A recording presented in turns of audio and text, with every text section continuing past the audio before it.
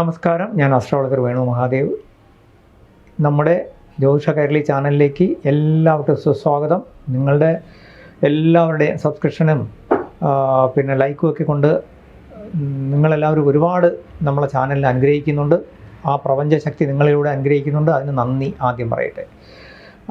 നമ്മൾ ഇന്ന് നിലവിലുള്ള ഇപ്പോഴത്തെ നമ്മുടെ ഒരു അവസ്ഥ, അതായത് മിഥുനക്കൂറിൻ്റെ നിലവിലുള്ള അവസ്ഥയാണ് ഞാൻ പറയുന്നത്. നിലവിലുള്ള ജാതകാവസ്ഥ എന്ന് പറയുമ്പോൾ ധാരാളം നമ്മുടെ ഇത് കണ്ട വ്യക്തികൾ എനിക്ക് മെസ്സേജ് ഇട്ടും എന്നെ കോൾ ചെയ്ത് എൻ്റെ ചില സുഹൃത്തുക്കളൊക്കെ വിളിച്ച് പറഞ്ഞതെന്ന് പറഞ്ഞു കഴിഞ്ഞാൽ, ചേട്ടാ നമുക്ക് ഇതിനകത്ത് ഇപ്പോൾ ഈ ശനി മാറി രാഹുവേദമൊക്കെ മാറിയെങ്കിൽ ഇനിയെങ്കിലും നമ്മൾ രക്ഷപ്പെടുമോ? എൻ്റെ ജാതകം വളരെ കുഴപ്പമാണെന്ന് പലരും പറഞ്ഞിട്ടുണ്ട് എന്ന് പറയുന്ന ചില സംശയങ്ങളുണ്ടായിരുന്നു.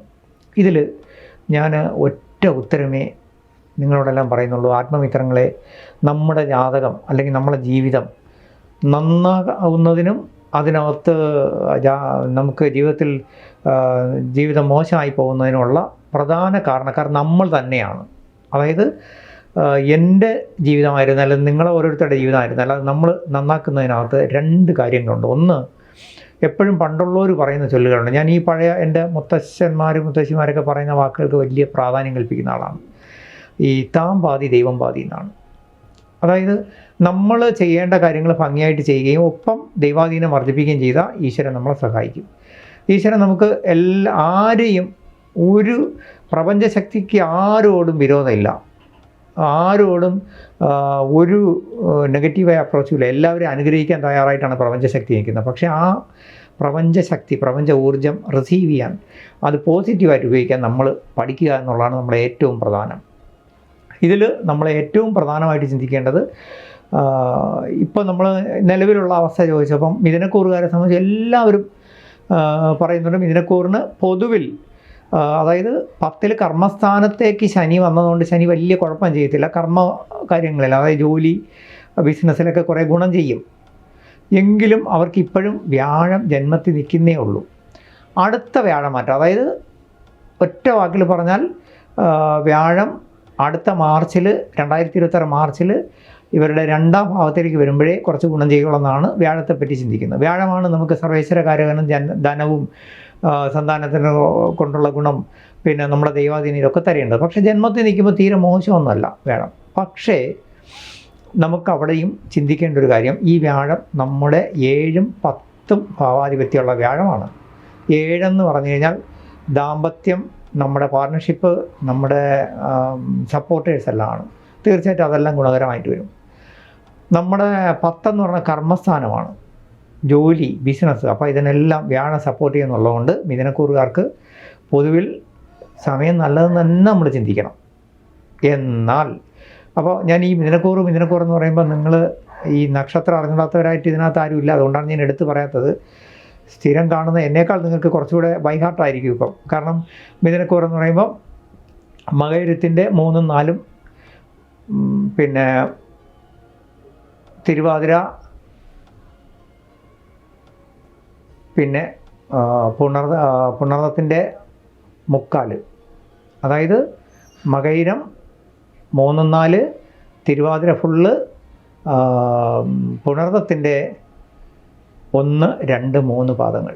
ഇത്രയും വരുന്നവരാണ് മിഥുനക്കൂറ്. ഞാനൊന്ന് ഓർമ്മിപ്പിക്കാൻ, കാരണം ഇതിനകത്ത് ഈ സ്ഥിരം കാണാത്തവരാണെങ്കിൽ ഓർമ്മിക്കാൻ വേണ്ടി. കാരണം ഇതിലൊരുവിധം എല്ലാവർക്കും ഇപ്പം ഏകദേശം അവരവരുടെ കൂറ് നക്ഷത്രമൊക്കെ അറിയാം.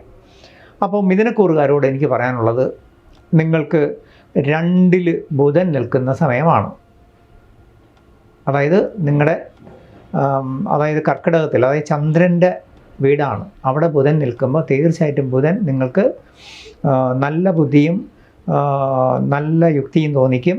അതുകൊണ്ട് തന്നെ 3ൽ സഹായസ്ഥാനത്ത്, അല്ലെങ്കിൽ നമ്മളെ എന്താ പറയുക, ബന്ധുസ്ഥാനത്ത്, നമ്മുടെ സുഹൃത്തുക്കളുടെ സ്ഥാനത്ത് നമ്മളെ സഹായിക്കാനായിട്ട് ചൊവ്വ, സാക്ഷാൽ സുബ്രഹ്മണ്യ സ്വാമി,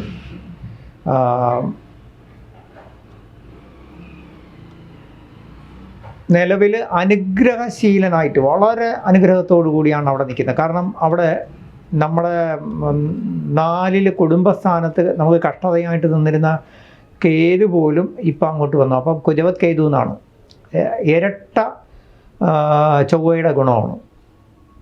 അതായത് നിങ്ങൾ നിയമപരമായിട്ട് എന്തെങ്കിലും പ്രശ്നങ്ങൾ നേരിട്ടുകൊണ്ടിരുന്നെങ്കിൽ അതൊക്കെ സെറ്റിൽ ചെയ്യാൻ ഇപ്പോൾ സമയം നല്ലതാണ്. നിങ്ങൾക്ക് നിയമപ്രശ്നങ്ങൾ മാത്രമല്ല, ചില തർക്കങ്ങളോ വഴക്കുകളോ അകന്നിരുന്നവരോ പിണങ്ങിയിരുന്നവരെയൊക്കെ നമ്മളിലേക്ക് അടുപ്പിക്കാൻ, അവരുമായിട്ട് എല്ലാം പറഞ്ഞ് ഒത്തുതീർപ്പാക്കാൻ പറ്റുന്ന സമയമാണ്. നമുക്ക് എല്ലാവരോടും സ്നേഹവും സൗഹൃദത്തോടെ ഇടപെടാൻ പുതിയ സൗഹൃദങ്ങൾ കിട്ടും, പുതിയ സുഹൃദ്ബന്ധങ്ങൾ കിട്ടും. നമുക്ക് നിയമപരമായിട്ട് സ്വത്ത് കിട്ടാനുണ്ടെങ്കിൽ അത് കിട്ടും. പിന്നെ നമ്മുടെ സ്വത്തൊക്കെ നേരത്തെ ഈ സർക്കാർ എടുത്തു പോയിട്ടുണ്ടെങ്കിൽ അതിൻ്റെയൊക്കെ പൈസ കിട്ടാനുണ്ടെങ്കിൽ അത് കിട്ടുന്ന സമയമാണ് കേട്ടോ. അതിനുവേണ്ടി ഇപ്പോൾ ശ്രമിച്ചാൽ നടക്കും. പല കാര്യങ്ങൾക്ക് ഈ സർക്കാർ റോഡ് വികസനത്തിനൊക്കെ വേണ്ടി എടുക്കുകയൊക്കെ ചെയ്തിട്ട് അതിൻ്റെ പെൻഡിങ്ങിൽ കിടക്കുകയാണെങ്കിൽ ആ പൈസയൊക്കെ നമുക്കിപ്പോൾ വരാൻ സാധ്യതയുണ്ട്. മറ്റൊന്ന്, നമ്മൾ കടം കൊടുത്തിട്ട് തിരിച്ച് കിട്ടുകയില്ല എന്ന് പ്രതീക്ഷിച്ച് കളഞ്ഞിരുന്ന ഇനിയിപ്പോൾ പോട്ടെ അവർ തരുന്നെങ്കിൽ തരട്ടെ എന്ന് വിചാരിച്ച് ഉപേക്ഷിച്ചിരുന്ന പണം നമ്മൾ ഒട്ടും പ്രതീക്ഷിക്കാതെ ചിലപ്പോൾ അവർ രക്ഷപ്പെട്ട് അവർ ആ പണവും കൊണ്ട് നമ്മളെ തേടി വരാൻ സാധ്യതയുണ്ട്. അതായത് നമ്മൾ ഒട്ടും പ്രതീക്ഷിക്കാത്ത സ്ഥലങ്ങളിൽ നിന്ന് ചില ധനപരമായ ഗുണം വരാം. ഇനി മറ്റൊന്ന് പറഞ്ഞാൽ, നിങ്ങളെ സംബന്ധിച്ച് ശുക്രൻ 12ലാണ്.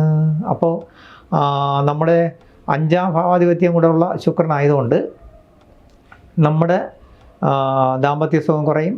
നമ്മളെ എന്താ പറയുക, ലൈഫ് പാർട്ണർ അല്ലെങ്കിൽ നമ്മളെ സ്നേഹിതർ, നമ്മളെ ബന്ധുക്കളൊക്കെ നമ്മൾ ചെയ്യാത്ത കാര്യങ്ങൾ അല്ലെങ്കിൽ നമ്മളിൽ തെറ്റിദ്ധാരണ ആരോപിച്ച് നമ്മൾ അകന്ന് നിൽക്കുക, ഇല്ലാത്ത കുറ്റം നമ്മളിൽ ആരോപിക്കുക, ഇതൊക്കെ വരാവുന്ന സമയമാണ്. അതിലൊന്നും മനസ്സ് വിഷമിക്കണ്ട, അതങ്ങ് മാറും.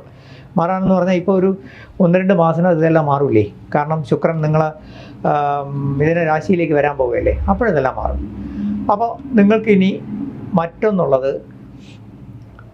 സർപ്പൻ നിങ്ങളെ ഭാഗ്യസ്ഥാനത്തായതുകൊണ്ട് വലിയ ദോഷം ചെയ്യില്ല. അതായത് ഒറ്റ വാക്കിൽ പറഞ്ഞാൽ, അതായത് കഴിഞ്ഞ വീഡിയോ ചെയ്തപ്പോൾ നമ്മുടെ ശനിമാറ്റം അതുപോലെ രാഹുകേതു മാറ്റം ഇതിൻ്റെയൊക്കെ വീഡിയോകളിൽ മിഥുനക്കൂറിന് ഗുണദോഷ സമ്മിശ്രമാണെന്ന് പറഞ്ഞെങ്കിലും മിഥുനക്കൂറിനെ സംബന്ധിച്ച് ഏറ്റവും നല്ലൊരു സമയമാണെന്ന് ഞാൻ ഉറപ്പിച്ച് പറയും.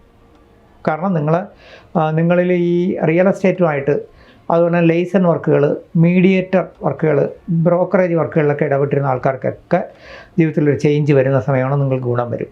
ഇനി മറ്റൊന്ന്, നമ്മുടെ ജീവിതത്തിൽ ഞാനിതെല്ലാം പറയുമ്പോഴും എടുത്തു പറയുന്നു, ജ്യോതിഷം എന്ന് പറയുന്നത് നമുക്കൊരു വഴികാട്ടിയാണ്. അവിടെ നമ്മൾ പോകുന്ന വഴിയിൽ വരാവുന്ന പ്രശ്നങ്ങൾ, കുഴികൾ, കുണ്ടുകൾ, വന്യജീവികളുണ്ടെങ്കിൽ അതൊക്കെ തിരിച്ചറിയിക്കുന്ന, നമ്മളെ യാത്രയിൽ നമ്മളെ തിരിച്ചറിവ് തരുന്ന ഒരു വഴികാട്ടി അല്ലെങ്കിൽ മുന്നറിയിപ്പ് തരുന്നൊരു ഗൈഡ് ലൈനാണ് ജ്യോതിഷം എന്നേ എടുക്കാവൂ. അല്ല, ജ്യോതിഷം 100% നമ്മൾ അതുപോലെയാണെന്ന് അന്ധമായി വിശ്വസിക്കരുത്. വിശ്വാസം വേണം, അന്ധവിശ്വാസം വേണ്ട. രണ്ടാമത്തേത്, പകുതി നമ്മൾ ജ്യോതിഷത്തെയും അതുപോലെ നമ്മൾ ചെയ്യുന്ന ദൈവകാര്യങ്ങളിൽ വിശ്വസിച്ചിട്ട് പകുതി നമ്മുടെ യുക്തിയും ബുദ്ധിയും അപ്ലൈ ചെയ്യുക.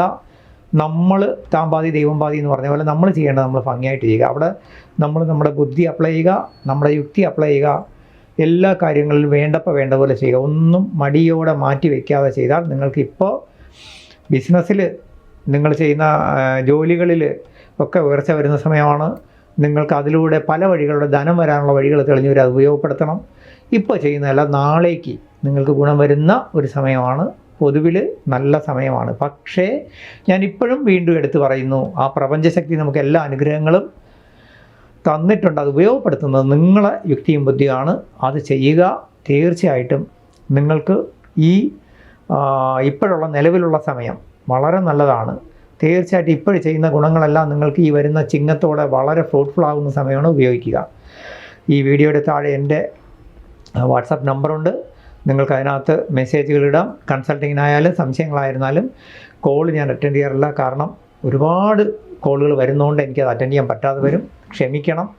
നിങ്ങളുടെ എല്ലാ സപ്പോർട്ടും, എല്ലാ രീതിയിലുള്ള സബ്സ്ക്രിപ്ഷനും അതുപോലെ തന്നെ ഷെയറും ഒക്കെ ഉണ്ടാവണം. ഇന്ന് പ്രപഞ്ചശക്തി നിങ്ങളിലൂടെ എനിക്ക് തരുന്ന അനുഗ്രഹമാണ് നമ്മുടെ ഈ വീഡിയോകളുടെ വിജയം. എല്ലാവർക്കും വേണ്ടി ഞാൻ പ്രാർത്ഥിക്കാറുണ്ട്. നിങ്ങളും എല്ലാവരും എനിക്ക് വേണ്ടിയും നമ്മുടെ ഈ ചാനലിന് വേണ്ടിയും പ്രാർത്ഥിക്കണം. ഹരേ കൃഷ്ണ. നന്നായി വരും.